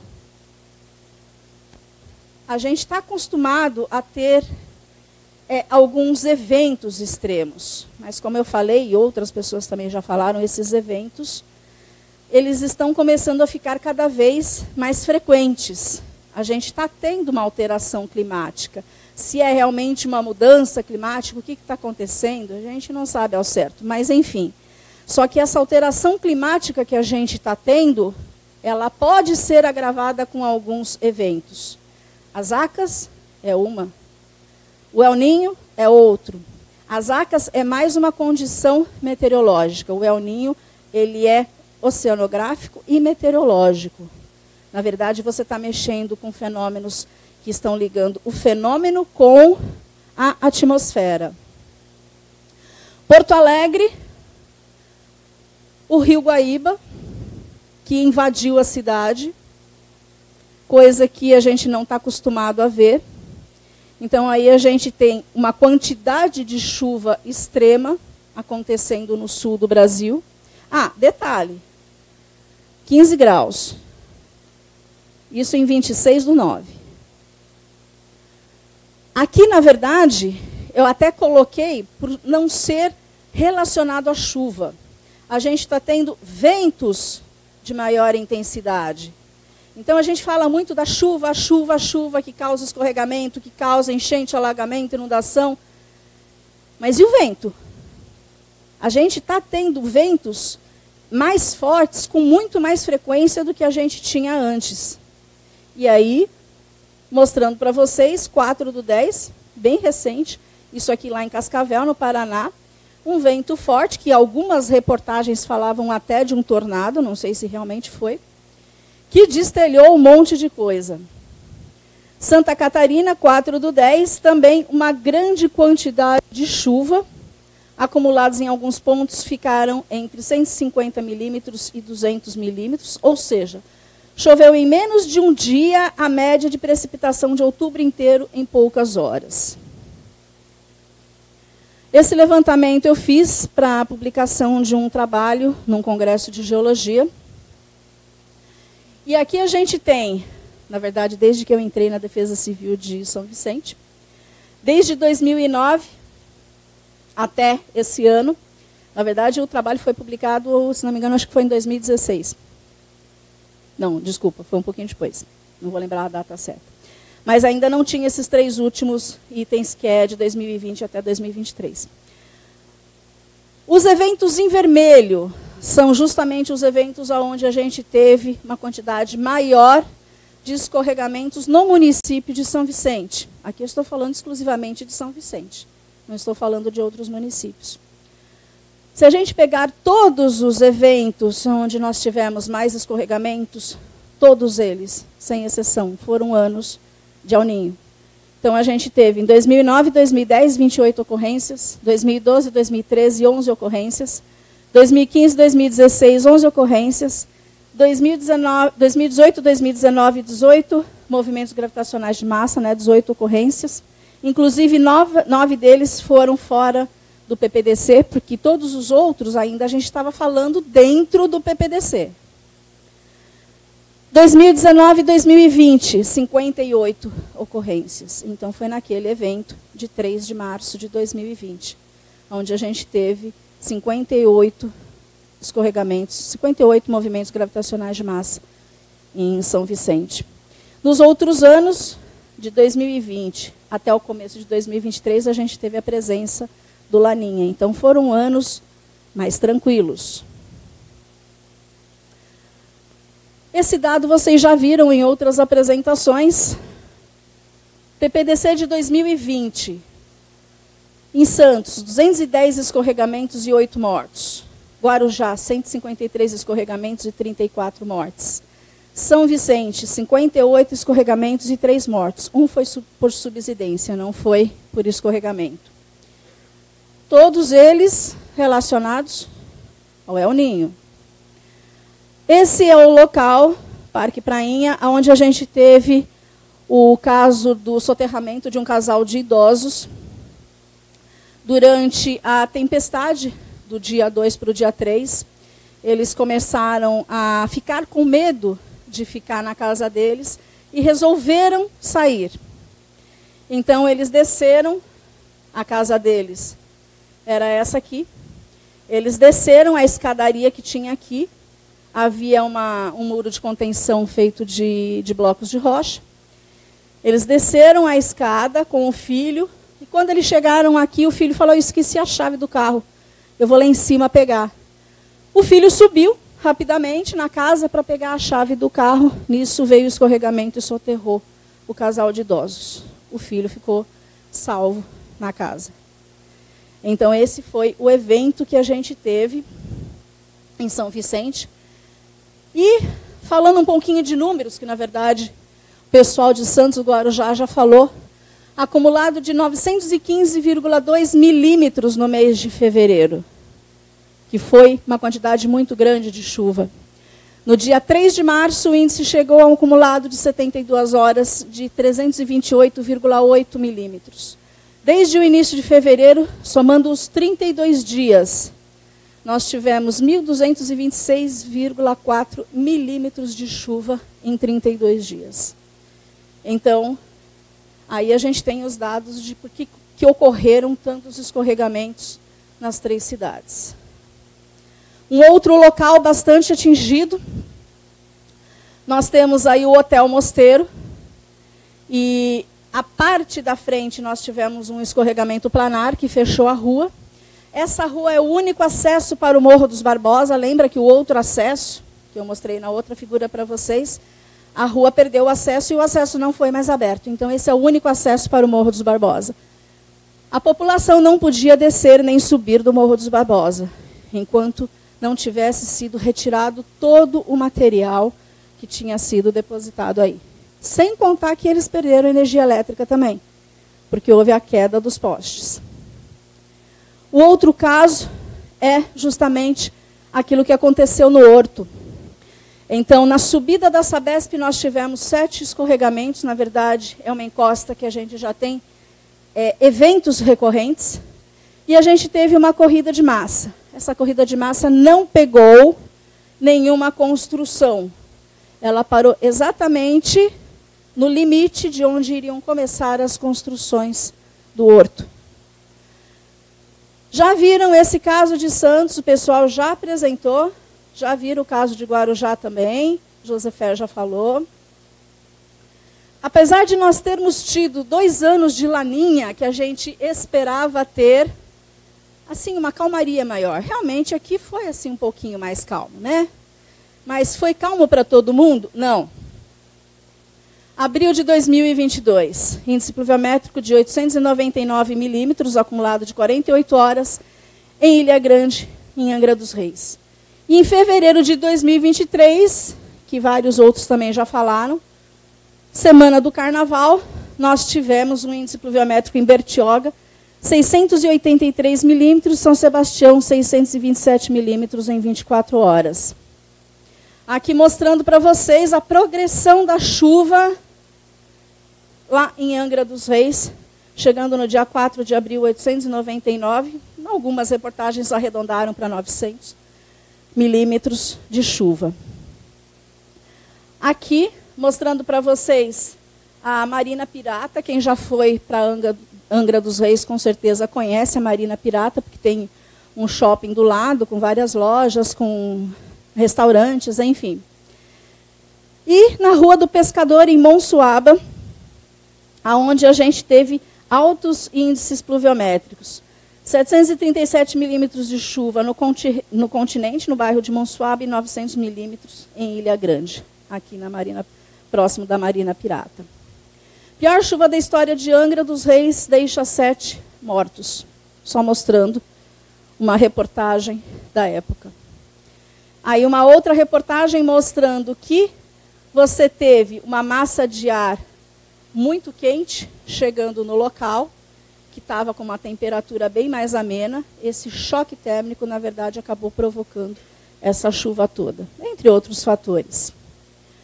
E quando a gente fala de erros na previsão meteorológica, esse caso aqui ficou bem conhecido, só que isso aqui foi um erro de digitação. Então, acabou até virando motivo de piada, né? Porque falaram que o pessoal de Coronel Fabriciano tinha morrido todo mundo torrado, né? Mas aí a gente teve um erro de digitação. Não é desse erro que a gente está falando.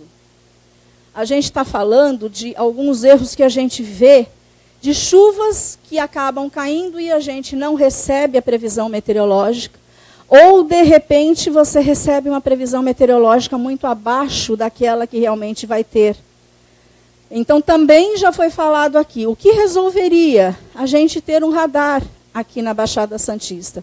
Que eu espero realmente que esse radar acabe vindo para cá, independente se vai ser a Casa Militar, o Instituto do Mar, quem é que vai trazer, mas que alguém realmente coloque um radar aqui para a gente não ter diferenças tão grandes. Aqui na Baixada Santista, 150 milímetros, Litoral Norte, 250. O que realmente aconteceu? Litoral Norte, São Sebastião, 627 milímetros, Bertioga, 683 milímetros. Além disso, a gente também teve vento forte e ressaca. Isso aqui é Ilha Bela. A gente teve uma diferença em São Vicente da previsão que nós recebemos, uma diferença de 50 milímetros. Não é assim, uma diferença tão grande. Aceitável. Já, quando a gente fala de Bertioga, nós tivemos uma diferença de 533 milímetros. Se você está preparado para uma chuva de 250 e, de repente, chove 500, você não estava preparado para aquela chuva. As ações que você teria para uma chuva de 500, obviamente, não vão ser as mesmas para uma chuva de 200. E em São Sebastião, 377 milímetros a mais. Então, isso é um problema para quem trabalha em defesa civil? Sim, é um problema enorme. Porque você está esperando uma coisa e, de repente, vem outra. E aí a gente fala um pouquinho a respeito de mudanças climáticas. Mas quando a gente fala de mudanças climáticas, a gente vê muitas notícias falando que está tendo um aquecimento, que realmente esses eventos estão ficando mais intensos. E Santos fez um plano para mudanças climáticas, que tenho aqui com certeza gente que sabe muito mais a respeito desse plano do que eu. Mas por que esse plano foi muito importante para a gente? Primeiro, porque São Vicente está do lado de Santos. Se vai acontecer em Santos, em São Vicente, vai acontecer também. Não tem como. Você não tem um muro, você não tem uma cúpula. Não. Se vai acontecer numa cidade, vai acontecer na outra também. Então, eu separei algumas coisas aqui, que eu vou até passar para vocês, para não falar nenhuma besteira. Mas o que na verdade, o estudo do Pedro Camarinha, que é do CEMADEM, é um engenheiro civil, que foi o responsável por todo esse estudo, o que ele fala? Dependente da previsão mais pessimista ou a previsão mais otimista, você vai ter eventos com muito mais regularidade e muito mais intensos. Então, isso é uma coisa que ele deixa bem claro. Até 2050 é esperado que haja um leve aumento dos eventos extremos de precipitação e temperatura, independentemente de qual será a trajetória de emissões a serem seguidas globalmente. A partir de 2050 até o final do século, pela previsão mais otimista, estabilização dos eventos climáticos. Pela previsão mais pessimista, sugere a continuidade do aumento na frequência e magnitude dos eventos extremos de temperatura, principalmente no que diz respeito aos períodos quentes e ondas de calor.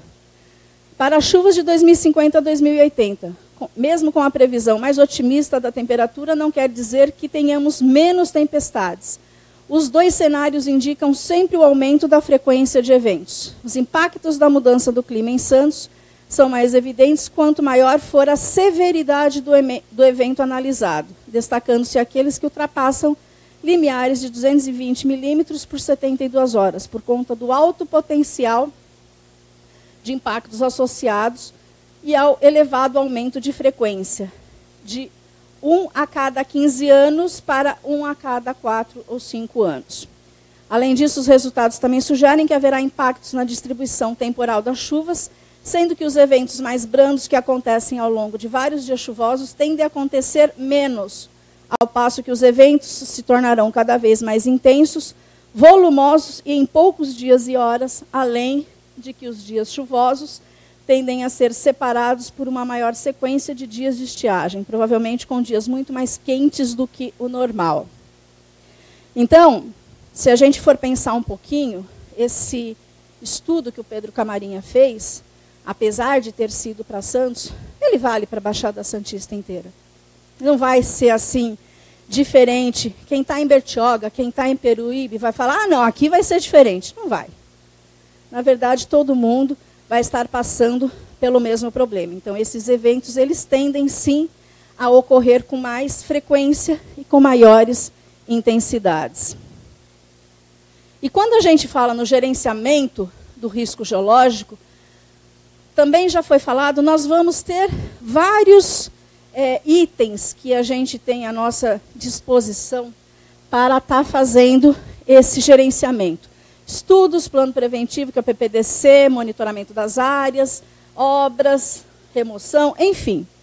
Vamos falar um pouquinho a respeito desses estudos. Nós temos cartas geotécnicas, PMRR, carta de sucedibilidade, outros relatórios. Mas existe um mapeamento específico. São Vicente vai estar fazendo esse mapeamento a partir do ano que vem. Nós estamos desenvolvendo 4 estudos com o pessoal da CPRM. Um deles é a carta geotécnica.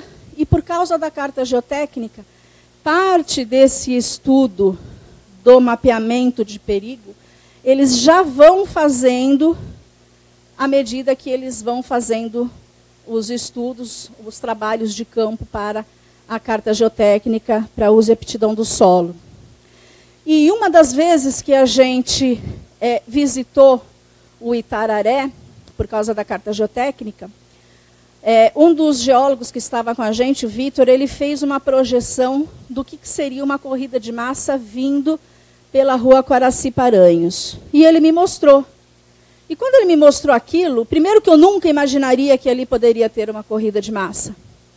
E aí começou, na minha cabeça, a passar todas as vezes que a gente teve muro derrubado naquele local, a quantidade de chuva que desce por aquela encosta, porque ali, na verdade, a gente tem uma vertente por onde vai toda a água que vem dos dois lados. Já vou mostrar o local para vocês.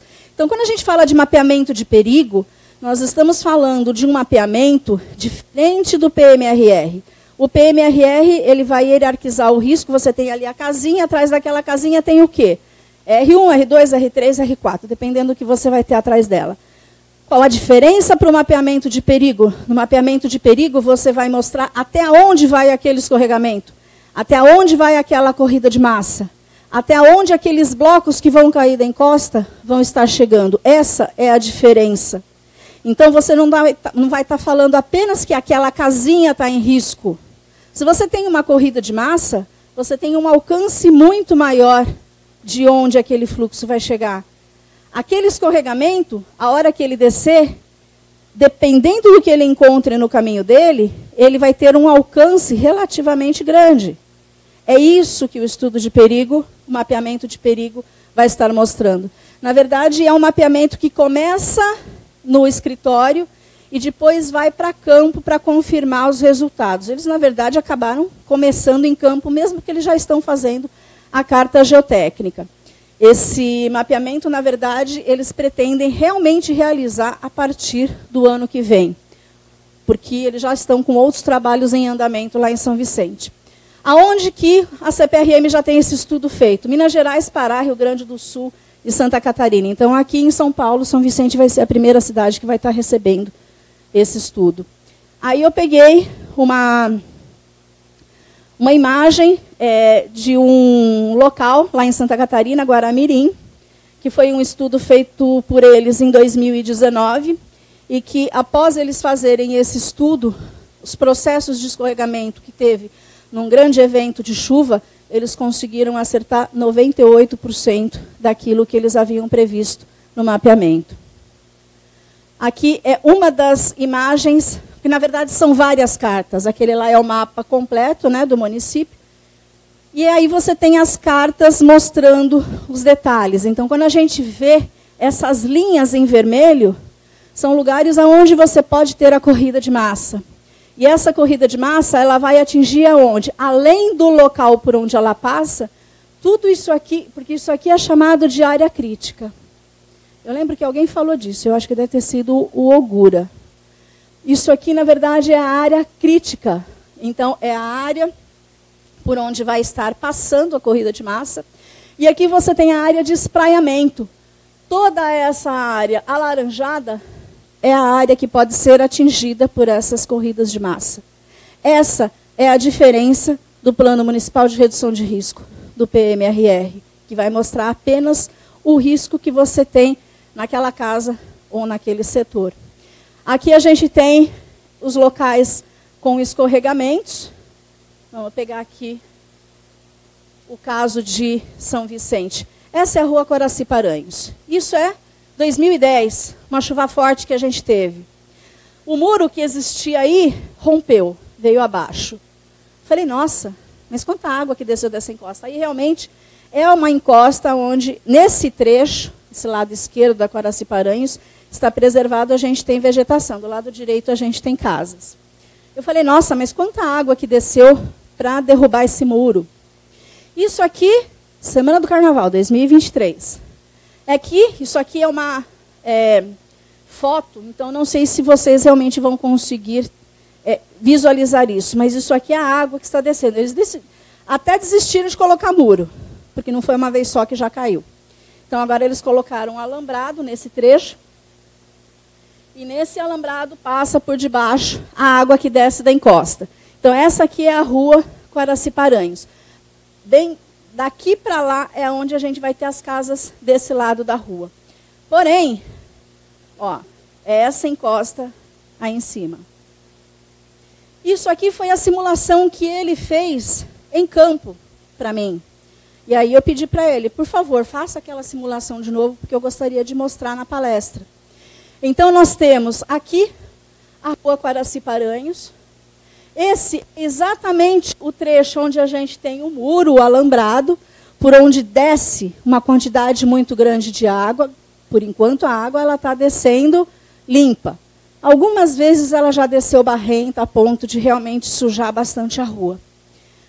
Mas olha o que a gente pode ter. Uma corrida de massa vinda de lá de cima, e aqui a gente tem o espraiamento. O que é esse espraiamento? No começo do espraiamento, a gente tem um ângulo de 7 graus. Pelo menos foi isso que ele me explicou. Aqui, a gente tem um ângulo de 2 graus. Então, na verdade, isso aqui poderia vir muito além disso. Por que parou aqui? Por causa das construções.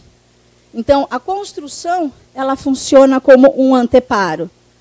O anteparo para o material grosso. A parte líquida vai continuar até a praia. Vai embora, a parte líquida vai continuar até a praia. O barro vai continuar até a praia. Mas isso aqui não aparece no mapeamento de risco. Então, é dessa forma que a gente começa a entender, é nesse tipo de mapeamento, que a gente começa a entender o alcance de determinados eventos. Então, quando a gente fala de escorregamentos, às vezes fica um pouco mais fácil a gente entender até onde vai, fica, mas aí consegue mostrar com muito mais clareza onde esse escorregamento consegue chegar. Essas partes azuis aqui são locais onde você tem afloramento rochoso, onde você pode ter o desplacamento dessas rochas.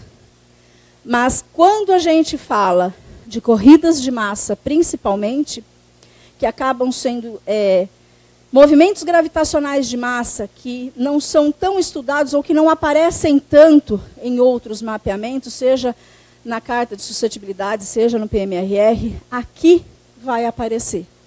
E vai aparecer o alcance e qual vai ser o estrago que ela vai conseguir fazer.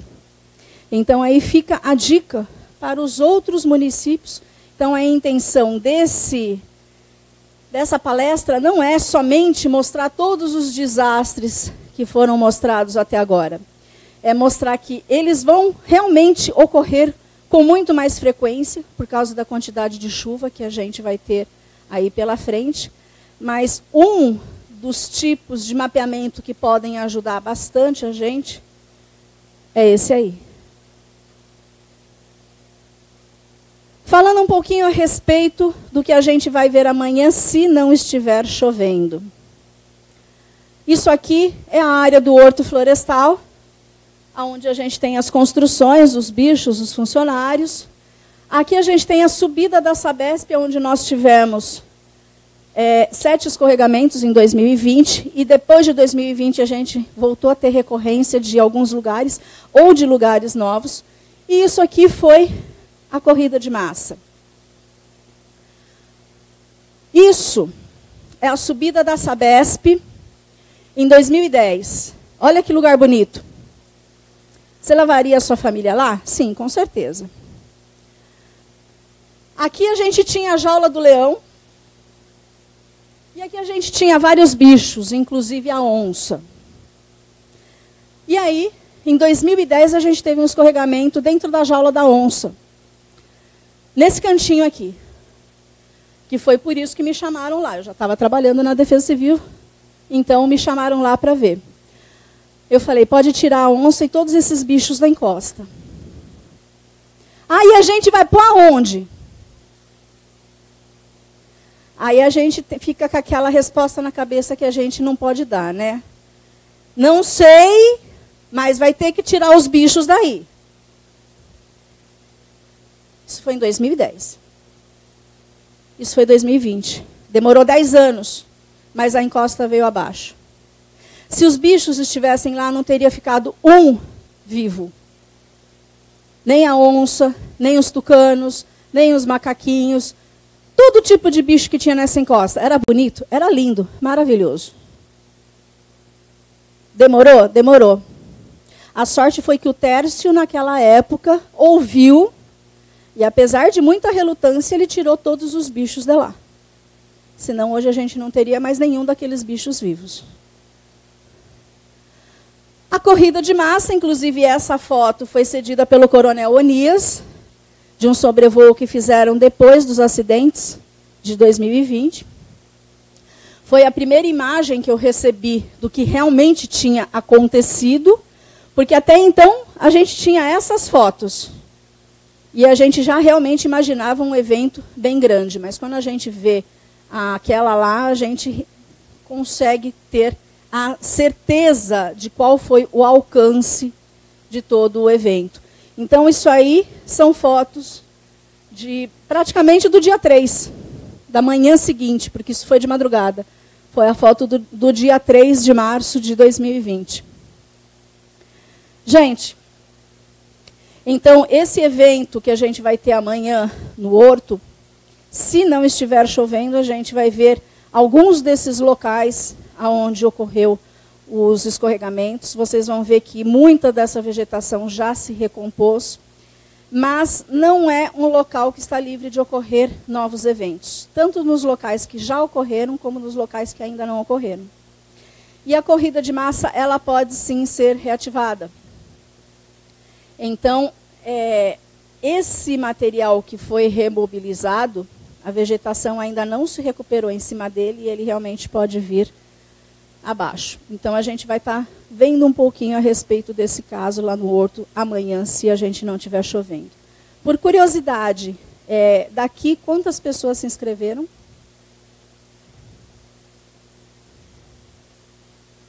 Tá certo. Ok. A gente vai estar às 9 horas na frente do portão do Horto, como eu disse, se não estiver chovendo. Aqui é só uma dica para vocês, quem ainda não cadastrou o CEP da residência no 40199, para receber as mensagens da Defesa Civil Estadual a respeito de como que está a previsão meteorológica no local onde você mora. Então, em dias normais de calor, vocês não vão receber nada. Em dias de chuva, de tempestade, de ressaca, enfim, de trovão, vocês vão receber algum alerta da Defesa Civil Estadual. É isso. Obrigada pela atenção de vocês.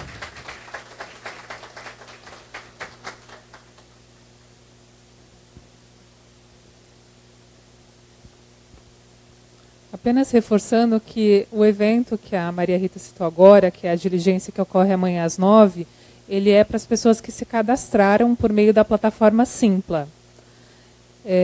Ainda nessa tarde nós teremos mais uma palestra, seguida da mesa de debates, mas agora eu gostaria de convidar todos para um breve coffee break de 15 minutos.